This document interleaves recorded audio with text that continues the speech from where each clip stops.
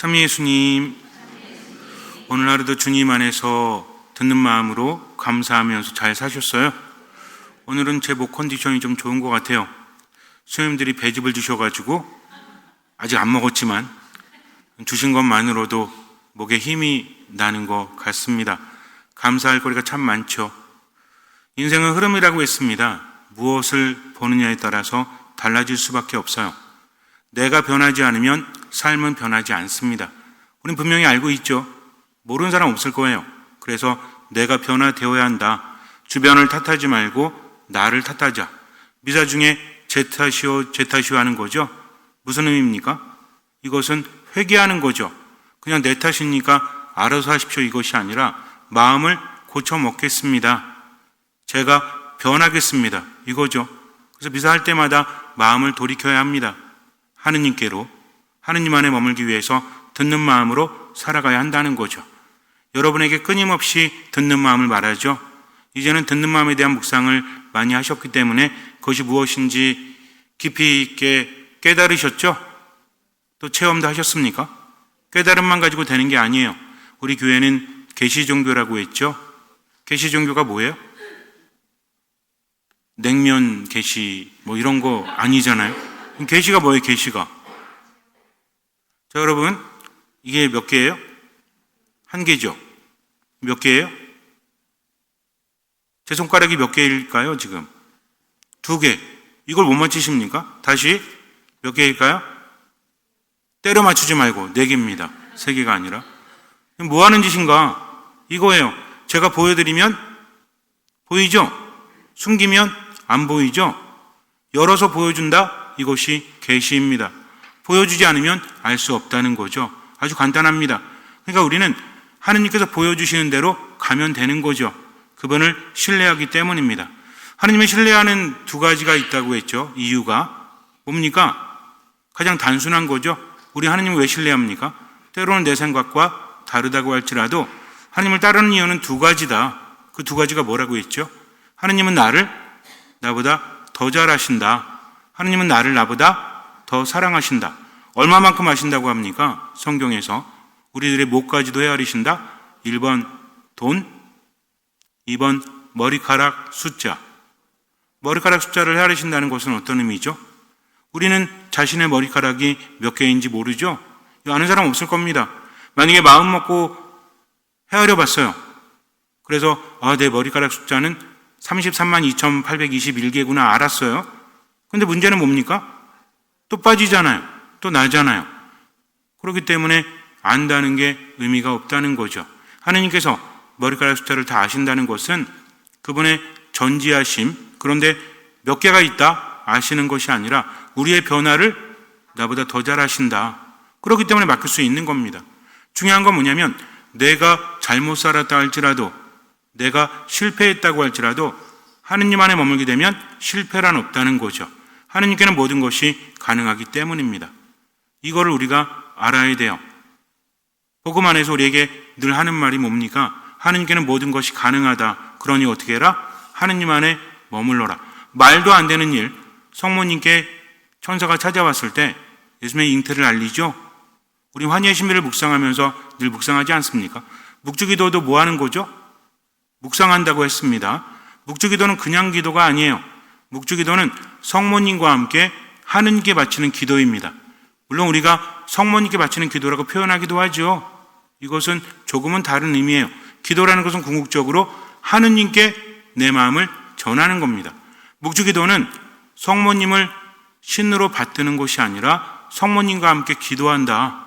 성모님께서 발언하실 때마다 뭐를 지라고 하셨죠? 1번 성모당, 2번 성당. 성당은 기본적으로 뭘 하는 곳입니까? 미사를 봉헌하는 거죠. 하느님을 만나는 겁니다. 여기에 성당을 지어라. 샘도 나오긴 하지만 성모님께서 발언하실 때 여기를 퍼부어라 그러면 샘이 막 나왔죠. 그래서 그 샘을 마시거나 그 샘물로 몸을 씻는 사람은 병이 치유됩니다. 지금도 루르드에 가면 많은 사람들이 물 떠오죠. 지난번에 유럽 성지를 갔다 오신 분도 저에게 선물해 주셨죠. 물을 아주 맛있게 잘 먹었어요.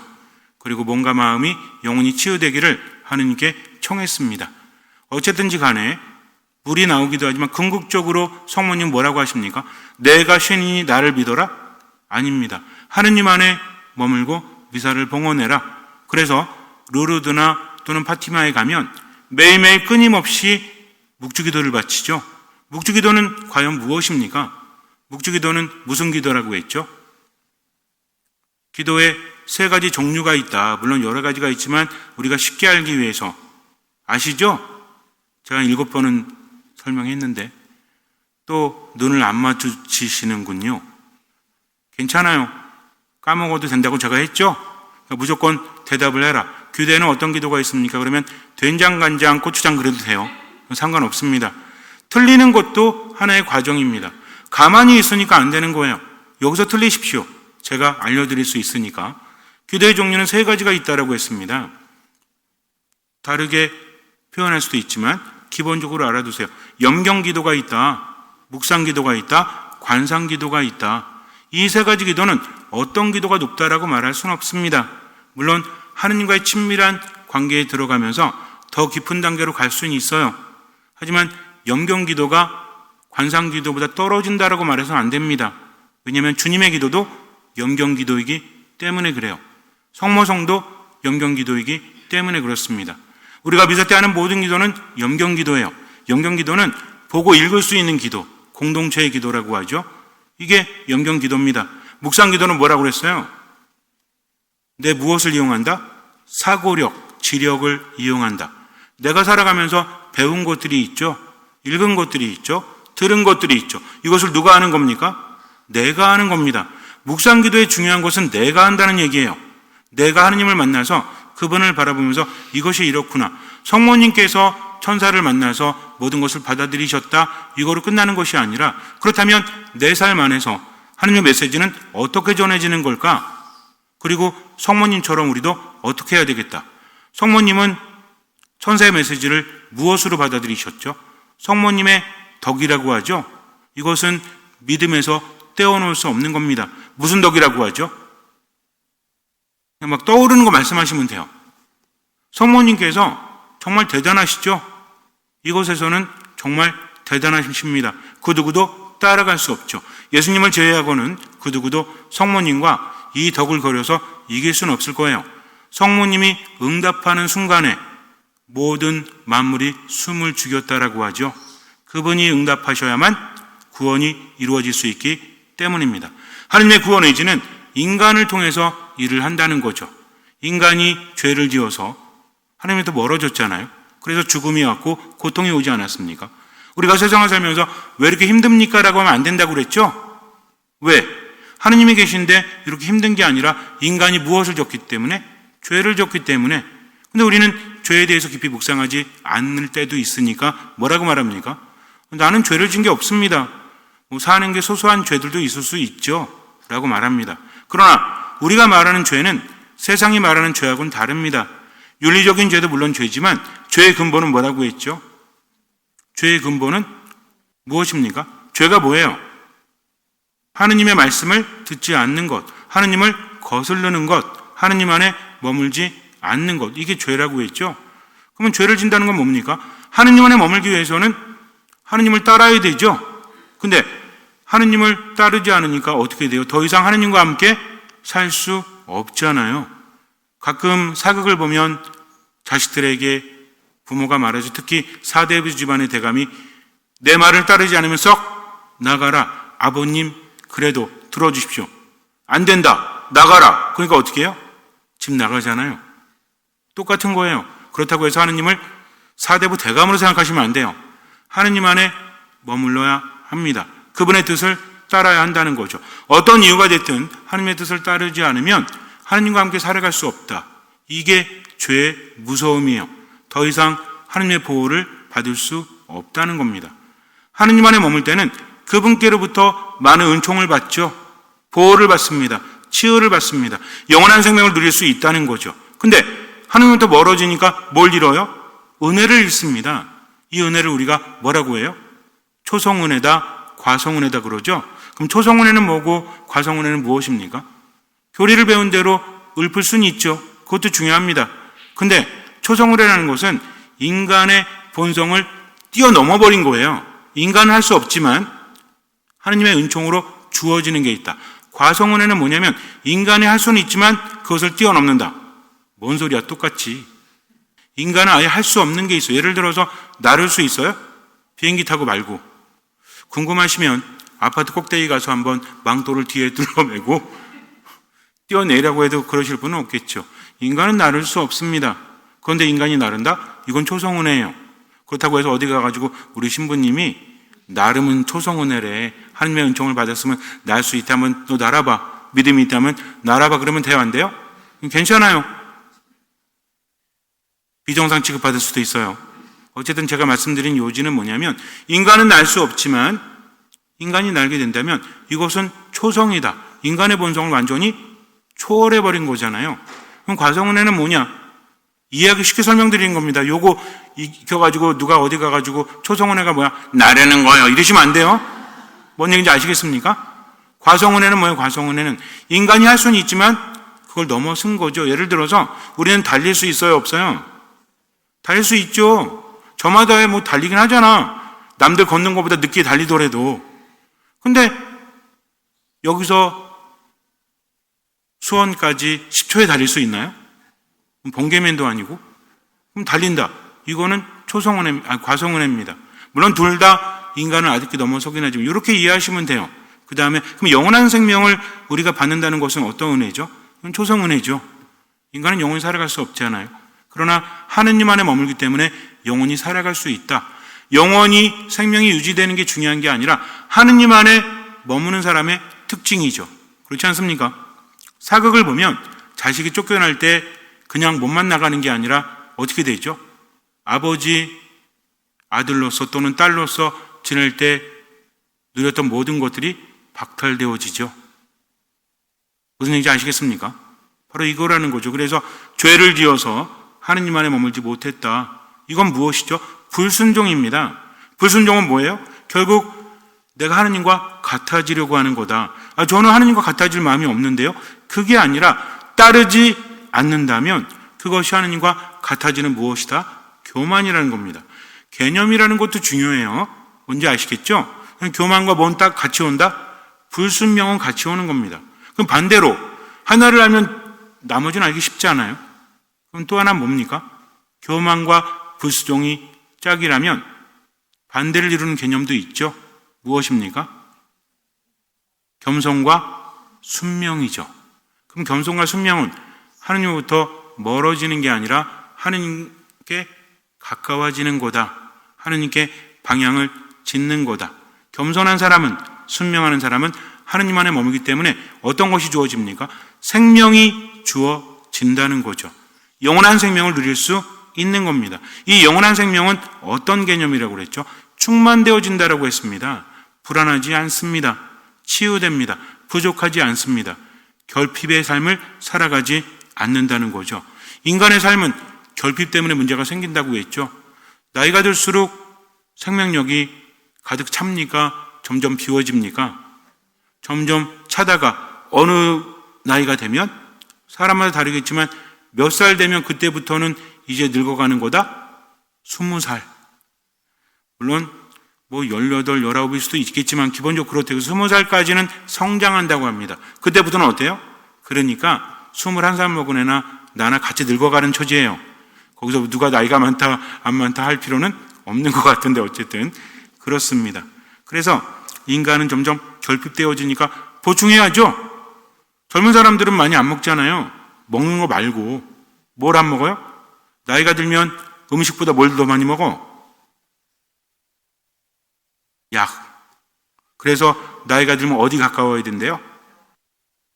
저도 옛날에 영양제 안 챙겨 먹었거든요. 근데 어느 순간에 어때? 잘 안 보여. 어느 순간에 힘이 떨어져. 기력이 떨어져. 그러니까 어떻게 해요? 찾아 먹게 되죠. 어쩔 수 없는 거 아니겠습니까? 이것도 뭐예요? 결핍을 채우려고 하는 거지 않습니까? 생명력이 가장 중요하다. 근데 하느님 안에 머문 사람은 어때요? 지칠 줄 모른대요. 피곤한 줄 모른다고 합니다. 젊은이나 청년들도 지쳐서 비틀거리죠. 근데 어떤 사람은 지칠 줄 모르고 피곤한 줄 몰라요? 하느님께 바라는 사람. 어디 나옵니까? 그럼 무조건 어떻게 말하면 돼요? 성경에 나옵니다. 그러면 돼요. 그냥 답이니까. 뭐 불경에 나오겠습니까?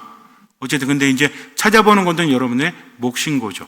어쨌든 중요한 건 하느님 안에 머무는 거다. 아주 간단합니다. 우리가 행복하기 위해서는 어떻게 하면 돼요?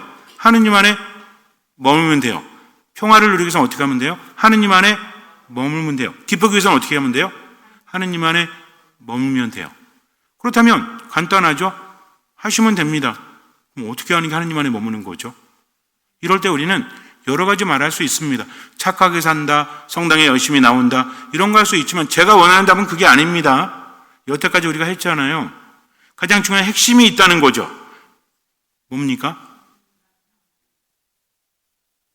아니 고추장 된장 말하라니까. 예수 그리스도를 믿는 겁니다. 너무 당연하잖아요.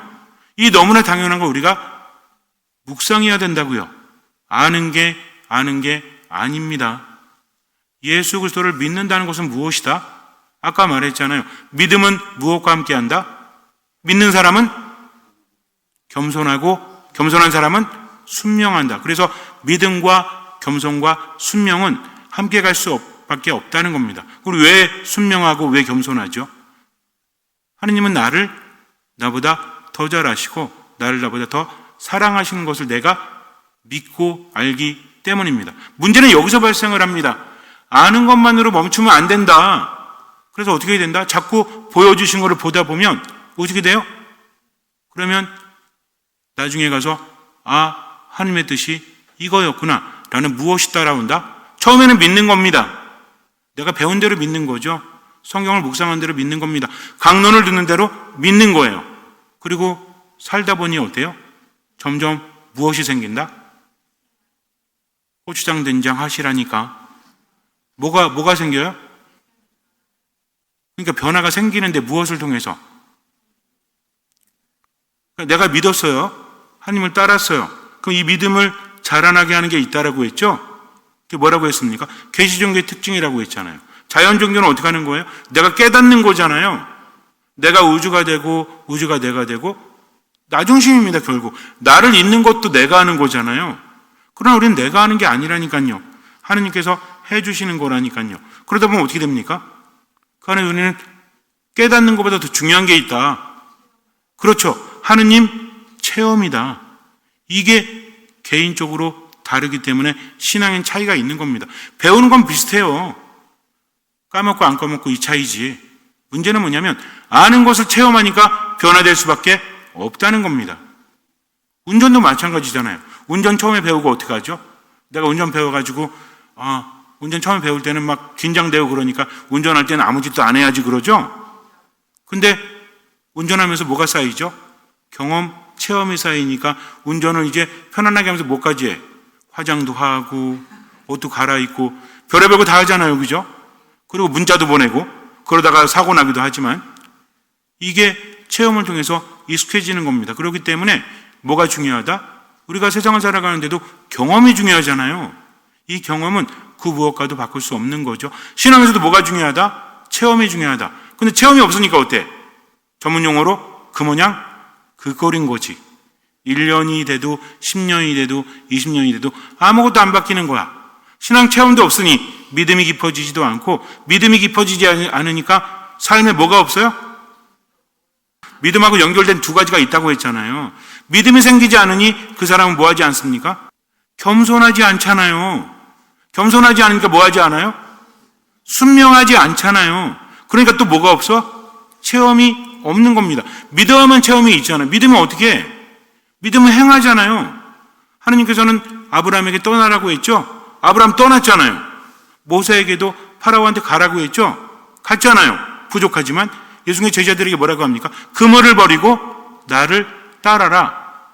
그랬더니 어떻게 합니까? 일단은 버리고 떠났잖아. 그 다음에 다시 올지라도. 이게 중요한 겁니다. 제자들이 한번 버리고 떠나가지고 안 왔을까요? 왔습니다. 중요한 건 지금 이 순간. 부족하지만 어쨌든 그분을 따르는 거죠. 그러면은 교육하고 이끄시는 분은 누구십니까? 하느님이시라는 거죠. 우린 착각을 합니다. 내가 세례받고 하느님 안에 머물고 미사참리하고 말씀 묵상하고 그러면 완전히 바뀔 거다. 자기중심이에요. 그렇지 않습니다. 하느님을 느끼면서 때로는 평화를 누리고 때로는 기쁨을 누리고 때로는 불안하지 않지만 어느 순간에 또 어때요? 평화롭지 않아요. 기쁘지 않아요. 제가 뭐라고 그랬죠? 우리 안에는 충동이 있다. 우리 마음 안에는 삶의 방향이 있다. 그래서 내적 충동이 있고 또 생각이 있고 기분이 있고 느낌들이 있다. 근데 이것을 자꾸만 이끄는 존재들이 있다. 자기 쪽으로 오라고 줄다리기를 하고 있다는 겁니다. 누구와 누가? 선한 영과 악한 영이. 이렇게만 알아두셔라. 영신수련할 거 아니니까. 우리가 뭐 수행들처럼 깊이 들어갈 것도 아니잖아요. 그러니까 삶 안에서 이것만 바라봐라. 근데 선한 영들은 하느님 안에 머물게 하기 위해서 때로는 강하게, 때로는 부드럽게 우리에게 신호를 준다. 우리가 하느님 안에 점점 가까워지면 선한 영은 어떻겠습니까? 강렬해지겠습니까? 부드러워지겠습니까?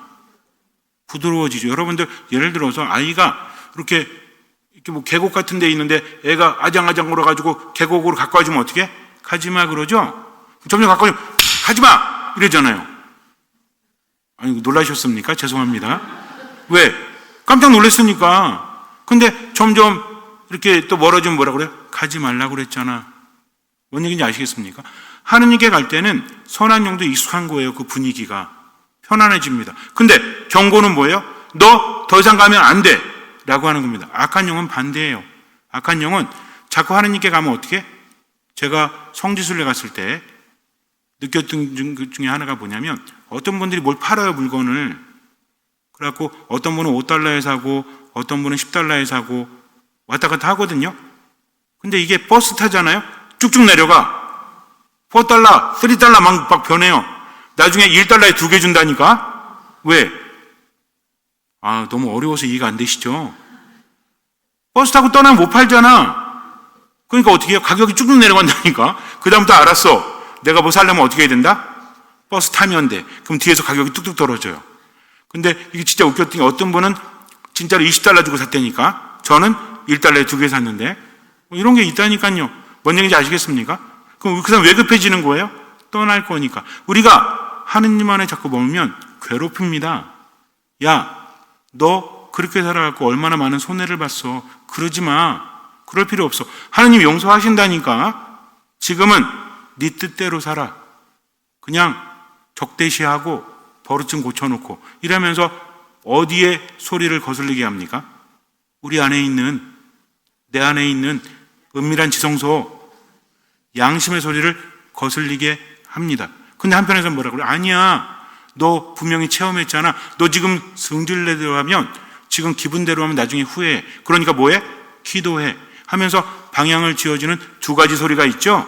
내 충동이 있죠? 근데 내적 충동이 자꾸만 하나님에서 멀어지면 어떻게 되는 거야? 그럼 삶의 징후가 나타난다고 했잖아요. 어떤 징후들? 멀어지니까 뭐가 떨어진다? 생명력이 떨어진다. 그 삶이 우울하고 화가 나고 우리가 느낄 수 있는, 물론 영적인 상태를 볼 수 있으면 좋겠지만 우리는 수녀님들처럼 수도 생활하지 않잖아요. 그러니까 뭘 살펴봐라? 기분을 살펴볼 필요가 있다. 그래서 평화가 오래 간다면 하느님께로부터 오는 겁니다. 근데 악한 영은 오래 가지 않게 해요. 야, 너 가서 한바탕 해. 알았어. 한바탕 했죠? 기분이 좋아요, 안 좋아요? 아싸, 이거 그동안 내 진짜 묵은 거 확 풀렸잖아. 기쁘죠? 오래 가질 않아요. 그래서 하느님께 주시는 위안은 오래 갑니다. 지속적입니다. 하지만 악한 영이 주는 위안은 오래 가지 않습니다.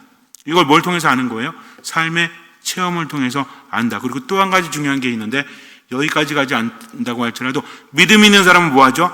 겸손합니다. 겸손한 사람은 뭐예요? 순명한다는 거죠. 왜?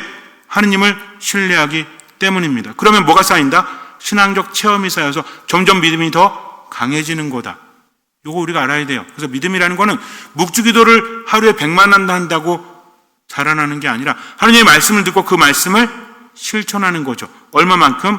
할 수 있는 만큼. 그분을 신뢰하기 때문에. 기분이 나쁘다 그러면 어떻게 해야 돼요? 화가 난다? 멈추고 성호를 긋는 겁니다. 언제까지? 화가 바뀔 때까지. 하느님 바라보면서 그렇게 하는 거죠. 이게 신앙이에요. 내가 판단하지 않는 겁니다. 그래서 제가 여러분에게 뭐라고 해요? 판단하지 마십시오. 미사 말씀 기도 안에 머무십시오. 듣는 마음으로 할 수 있는 만큼 하고 나머지는 맡기십시오 하면서 반복되는 거 있죠? 이게 중요합니다. 그래서 그렇게 묵상하세요. 그렇게 되면 겸손한 사람은요, 하느님께 순명하는 사람은 하느님 안에 머물기 때문에 사탄이 어쩌지 못하지만 그러나 교만한 사람은 하나님의 뜻대로 하지 않고 자꾸 하나님을 벗어난 사람은 사탄이 어떻게 해요? 으르렁대는 사자처럼 찾아 돌아다닙니다. 그러다가 확 먹어버리는 거죠. 그럼 어떻게 돼요? 하나님부터 더 멀어지니까 삶은 완전히 망가져 버리는 겁니다. 뭐가 없어요? 기쁨이 없죠. 행복이 없죠. 평화가 없죠. 불안하죠. 점점 안 좋아집니다. 왜 그럴까요? 믿지 않으니까. 그리고 안 믿으니까 뭐 하지 않는 겁니까? 겸손하지 않은 거죠. 겸손하지 않으니까 순명하지 않은 거죠. 그럼 겸손은 뭐예요? 겸손은 흙처럼 되는 겁니다. 흙처럼. 후밀리타스라고 하는데 후무스란 단어에서 왔다. 근데 요거는 기억 못해도 된다. 후마누스, 인간적인 인간이란 말도 여기서 왔어. 왜? 우리는 흙으로 만들어졌다. 하느님께서 우리를 만드셨다. 그러니까 흙에서 왔으니 다시 흙으로 돌아갈 것을 기억하라고 언제 말하죠? 수요일 날 죄를 얹으면서 말하잖아요. 그래서 겸손은 뭐처럼 되는 거다? 흙처럼. 흙은 어떻게 합니까? 모든 것을 받아들이죠. 더 이상 낮출 수가 없잖아요. 그러니까 흙은 뭐다? 하느님의 말씀을 받아들이는 거죠. 때로는 고통스러운 것도 일단은 받아들입니다. 하느님께 맡기고 그리고 그 안에서 묵상하면서 하느님과 함께 머물게 되니까 나쁜 게 들어가도 어때? 좋은 게 나오잖아요. 그래서 비료나 퇴비 어떤 게 또 들어온 겁니까? 회장님, 비료하고 퇴비 중에서 어떤 게 들어온 거예요? 퇴비가 비료인가? 갑자기 헷갈리네. 그 있잖아요. 뭐 가끔 이렇게 그 동물들 이거 갖다 막 붙잖아. 그게 뭐예요? 예, 그 배설물이 뭐 퇴비인가요? 퇴비. 그럼 퇴비를 땅에다 딱 하면 그 퇴비 먹고 땅은 뭘 내나요? 똥 내나? 뭐 내나요? 이거 설명해야 되나 계속? 힘들어지는데. 어쨌든 퇴비가 들어가면 나중에 결실, 열매를 맺어서 살리잖아요. 이게 겸손한 사람이다. 그러니까 상처를 받고 아프고 힘들더라도 하느님께 치유받고 그 안에서 정화되기 때문에 뭘 내놓는다? 좋은 걸 내놓으니까 어때요? 그러니까 사람을 살립니까? 죽입니까? 나는 상처받았고 나는 힘들고 나는 괴로워하면서 다른 사람에게 상처 주고 악랄하게 살아가는 것이 아니라 그럼에도 불구하고 하느님 안에 머물며 치유되니까 어때요? 겸손한 사람은 좋은 것을 내놓을 수 있다는 거죠. 뭐처럼? 흙처럼. 이걸 묵상하라는 겁니다. 그래서 겸손한 사람은 삶의 자세가 어떨까요? 죽겠다가 아니라 하느님 감사합니다. 하느님 감사합니다. 요거 대답 못하시면 집에 안 보낼 거야. 그렇다면 겸손한 사람은 만족할 줄 알죠? 디모데후서 6장 2번 뭐라고 합니까? 우린 아무것도 가지지 않고 세상에 왔다가 아무것도 가지지 못하고 간다고 하잖아요. 그러니까 어떻게 해라? 먹을 것과 입을 것만 있으면 만족하십시오. 그러니까 우리는 뭡니까? 만족하는 겁니다. 돈 좋아하면 돼요, 안 돼요? 괜찮아요. 하지만 사랑하지 마십시오. 그 돈을 주시는 하느님을 사랑하고 그분께 희망을 두면 됩니다. 그러니까 우리는 어떻게 사는 거예요? 늘 하느님의 뜻대로 얼마만큼 할 수 있는 만큼 듣다 보면 깊어지니까 그렇게 살고 나머지는 맡기는 거죠. 그래서 겸손한 사람은 어떤 사람이다? 어떤 마음을 갖는 사람이다? 이러면 되는 거예요. 어째 듣는 마음만 맞추면 돼. 그냥 듣는 마음으로 지금을 살아가면 어떻게 됩니까? 잠시 눈을 감으세요.